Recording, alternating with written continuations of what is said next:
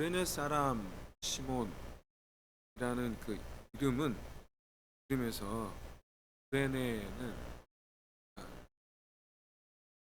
아프리카에 있는 도시 구레네, 구레네 지역에 있는 사람이다. 북아프리카 이집트가 있고, 그를 보면 이집트가 그 왼쪽에 이집트가 아프리카인데 거기 유대인들이 많이 살아요. 그리고 왜 그러느냐? 이 외국에 흩어져 살고 있는 유대인들을 가리켜 우리가 디아스포라라고 그러는데, 남유다가 멸망할 당시에 하나님께서 애굽으로 내려가지 말라라고 하셨는데, 말 듣지 않고 내려간 사람들이 많았습니다. 유다 입장에서 남쪽이 바로 북아프리카. 유다 입장에서 이집트 쪽으로 내려간 사람이었고, 이집트로 내려가지 않고 살짝 빠져서 북아프리카 쪽으로 빠진 사람. 그래서 남유다가 멸망할 당시에 이제 북아프리카로 유입된 유대인들이 많습니다. 그래서 이 구레네에 유대인들이 많이 모여 살았어요. 이 시몬은 바로 이 구레네 출신인 것 같아요. 오늘 본문을 보니까 구레네 출신인데, 근데 시골에서 왔다 이런 거 보니까 본인은 구레네에서 태어났는데 정작 가족은 아마 그 안에 들어왔던 것 같아요. 어쨌든 이 6월절을 맞이해서 이제 예루살렘으로 왔습니다. 왔다가 이제 빅 이벤트를 보게 됩니다.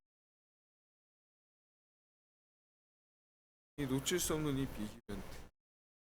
십자가형이 흔하지 않고, 그래서 이제 베드로 가까이서 보고 싶었는지 아마도 십자가 짊어지고 가는 길목에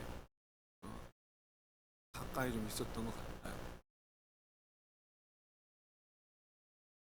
시몬은 뭐 다른 유대인들처럼 예수님께서 뭐 기적을 일으키던 것을 봤던 것 같습니다. 혹시 만약에 있다면은 그때 예수님께서 성전에서 맹인들, 없는 자들을 고치시는 일들을 하셨거든요. 고난주간이라고. 아마 시몬이 6월절 절기를 맞이해서 또 일찍 왔다면 아마 보았을 수 있겠지요.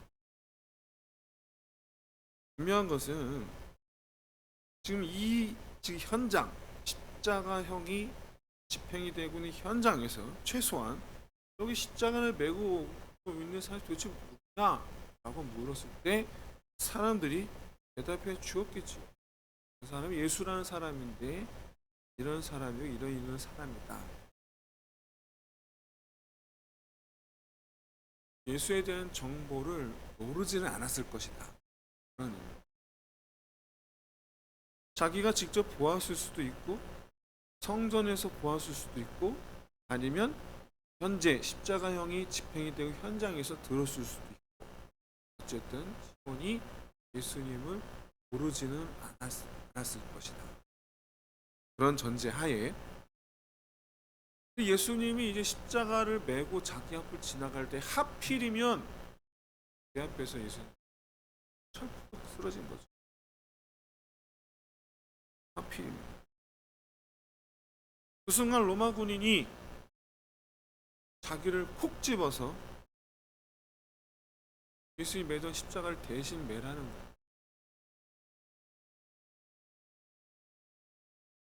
그렇게 해서 시몬은 갑작스럽게 자기가 무거운 십자가 대신 매게 된 거예요.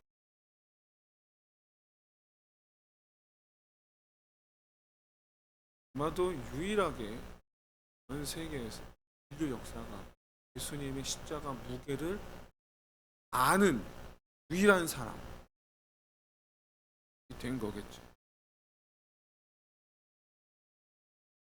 구경꾼으로 왔다가, 그래, 구경꾼으로 온 건데, 구경꾼으로 왔다가 하나님의 구원 역사의 졸지의 주인공이 된 거예요.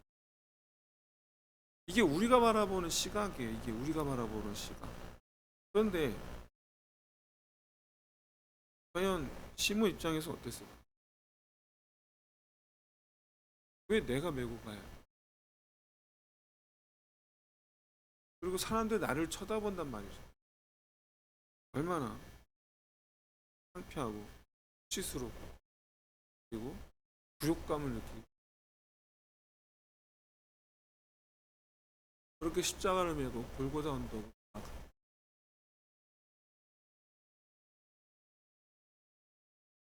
그가 눈으로 보았을지 아니면 소문으로 보았을지 모르지만 어쨌든 지금은 자기가 직접 눈으로 보고 있는 예수. 심지어 자기가 십자가를 턱 내려놓았을 때 어땠겠습니까? 골고다 언덕에서 십자가를 내려놓았을 때 과연 그가 뒤도 안 보고 가버렸겠습니까? 아니면 십자가를 내려놓은 그 자리에서 가장 가까운 곳에 서서 끝까지 지켜봤겠습니까? 가장 십자가를 내려놓은 그 자리에서 가장 가까운 곳에서 지켜봤겠죠. 거기서 그가 본 건 뭐였을까? 죽음을 맞이하는 예수님의 태도를 보죠. 그리고 예수님께서 죽으실 때 일어나는 여러 가지 일들을 그가 체험했겠죠. 예수님 정말로 하나님의 아들이시라는 그런 생각에 빠지게 되지 않았습니다. 오늘 본문 마가가 오늘 본문에서 알렉산더와 루토의 아버지 구레네 사람 시몬이라고 정확하게 그의 인적 사항을 기록하고 있는데, 마태와 마가는 그냥 구레네 사람이라고만 기록. 거기에 굉장히 비교되죠. 무슨 뜻이냐? 마가 본인이 시몬을 아는 거예요. 마가 본인. 자, 마가가 시몬을 안다는 얘기는 무슨 뜻이냐면, 시몬이 지난주에 말씀 나누지 않았습니까? 마가의 집이 어떤 역할을 했다? 초대교회 본부 역할. 마가의 다락방에 오순절 성령 강림 사건이 있어요. 사도들이 마가의 집에 머물러 살았다. 마가의 어머니가 사도들을 다 책임졌다. 먹여 살렸다. 그런데 마가가 지금 시몬을 안다 라는 건 우리가 추측할 수 있는 게 있죠. 아하, 시몬이 그 오순절 성령 강림 사건 150명 중에 한 명일 수도 있겠다. 그럴 수도 있다.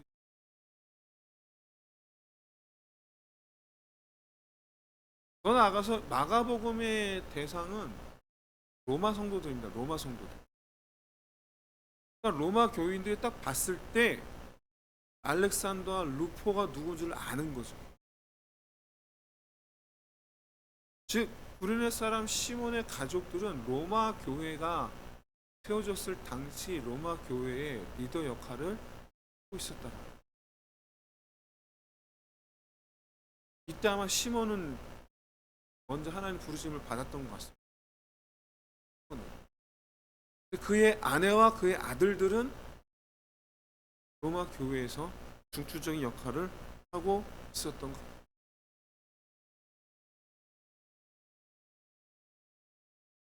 처음에 예수와의 만남은 정말 유쾌하지 않죠.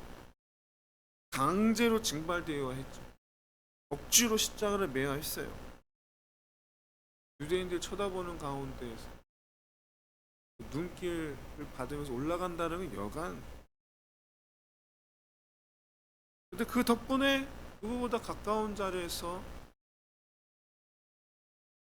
피 흘린 예수를, 그 얼굴을 볼 수가 있었고, 거기서 예수의 어머니 마리아의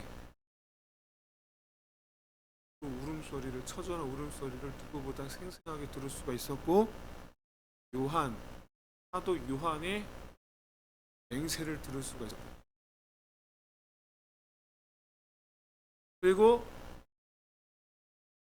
하늘나라의 하나님을 아버지를 부르시는 예수님의 음성을 들을 수가 있어요. 엘리 엘리 라마. 성경에 기록됐던 그 모든 예수님의 음성, 성경에 기록되었던 그 모든 십자가 현장 속에 레코딩되었던 그 모든 기록들을 시몬은 본인 귀로 다 들었고, 마지막 예수님께서 숨을 거두시고 고개를 딱 떨구시던 바로 그 순간 하늘과 땅이 불부짖는 것처럼 떠는 것을 몸으로 느끼지 않았겠어요. 거기다 마지막으로 백부장 옆에서 지나가듯 하는 말도 들었겠죠. 그는 참으로 하나님의 아들이었도다.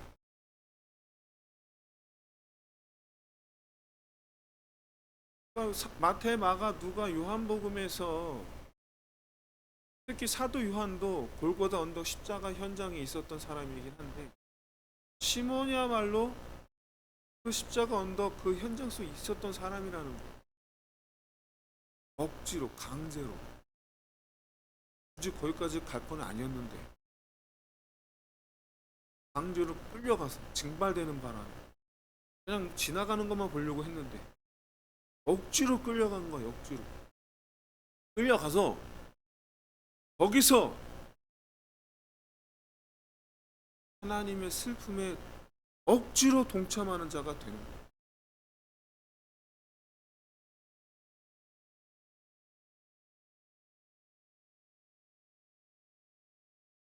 깨닫는 거죠. 내가 걸어온 길이 처음엔 눈 안 좋고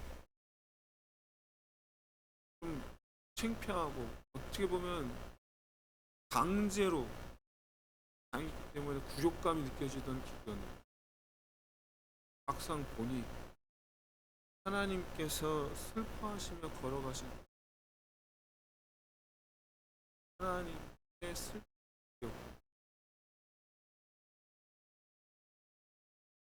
슬픔이었구나라는 거였죠.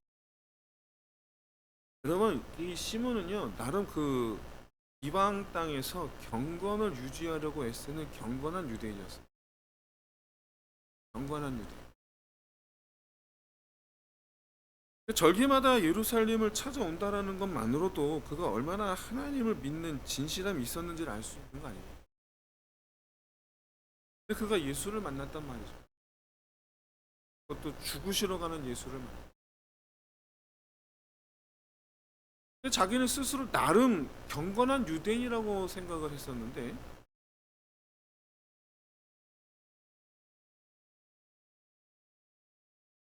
자기의 그 생각에, 자기 자신에 대한 정체성에 껍질이 떼어지기 시작. 경건한 유대인이라는 껍질을 깨고 다시 살아난 그리스도인이 이날 되는. 시몬의 두 아들과 아내가 그리스도인이 된 것은 시몬이 돌아와 전달했기 때문인지 아니면 현장에 같이 있었기 때문인지 알 수가 없어요. 보통 그때 보면은 가족이 같이 오는 경우가 많고 성경에 전혀 기록하고 있지 않아서 우리가 모릅니다. 중요한 건 예수의 십자가를 맨 경험은 시몬 혼자, 시몬만, 전 세계에서 유일하게, 역사 이래로 유일하게 시몬만 경험한 일이에요. 그 느낌, 그 감정, 그 생각은 시몬만 할 수 있어요. 그리고 그 시몬의 느낌과 감정을 그대로 전해 들을 수 있었던 것도 역시, 전해 들을 수 있었던 것은 두 아들과 아내였다 라는 건 지극히 당연한 얘기 아닐까요? 이후에 이 가족이 함께 마음을 같이 해서 그리스도를 위한 여정을 시작합니다. 북아프리카 구레네를 떠나 예루살렘으로, 예루살렘 대박해가 시작되니까 다시 로마로 떠나 로마 교회 지도자가 돼. 우리도 강제로 억지로 무거운 짐을 매야 할 때가 있어요. 근데 그때 이런 말이 들 수 있어요. 왜 하필 내가 해야 되나? 그런 불만을 가지고 일을 이제 감당해야 했을지도 모르겠어요. 근데 여러분, 그렇게 억지로 시작한 일이 최고의 축복이 될 수도 있습니다. 어떤 일이 그렇게 될까? 어떤 일이? 바로 우리 주 예수 그리스도의 일. 우리 주 예수 그리스도 그렇게 이끌어준 줄로 믿습니다. 주님, 우리가 주님의 일을 거두는 것을 가만히 두고 보시는 분이 아닙니다. 첫째, 기뻐하시고, 둘째, 능력을 베풀어 주시고, 무엇보다 은혜를 베풀어. 그저 그런 인생을 살던 우리에게 하지 못할 것이 없게 하시고 능치 못할 것이 없게 하시는 인생이 우리에게 열리기 시작합니다. 이 은혜와 역사가 함께 하시기를 주의 이름으로 축원드립니다. 그럼 억지로 무거운 짐을 매게 하시는 것이 주님께서 우리를 주님의 동역자로 부르시는 부르심이라는 것을 여러분 깨달으시기를 소원합니다. 시몬, 말씀드렸다시피 나름 경건한 유대인이었어요. 신앙생활 안 한 사람이 아니에요. 하고 있었어요. 그런데 주님은 시몬을 경건한 유대인 정도로 놔두지 않으셨어요. 왜냐? 경건한 유대인은 그냥 구경꾼이었기 때문입니다. 그냥 구경꾼이었을 뿐이에요.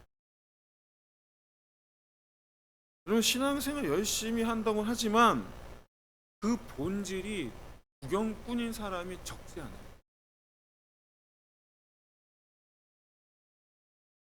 시몬이 경건한 유대인이었던 시절은 엄밀히 말해서 하나님을 위한 신앙생활이 아니고 이 만족을 위한 신앙생활.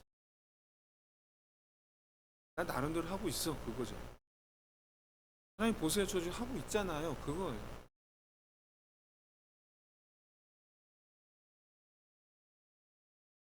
부모로서 아들을 키울 때 느끼는 아들의 똑같은 행동인데 두 가지 감정을 느낄 때가 있어요. 뭐냐?